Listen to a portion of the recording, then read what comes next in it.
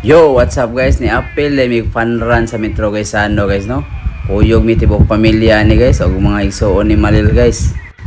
First time din mong Apil ng aning event guys. Isig di mi mga runner pero ni Apil gimi guys. Kay gawas nga makapasingot mi guys, makabanding pagid mi. Og labaw sa tanan guys, bungga sa lunig mga giveaways ang kaning sa Metro guys sa ano.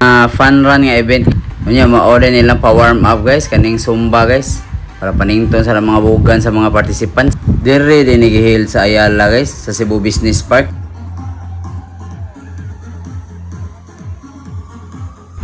Gawa sa mga giveaways guys, naasa rin sila yung mga parapol guys.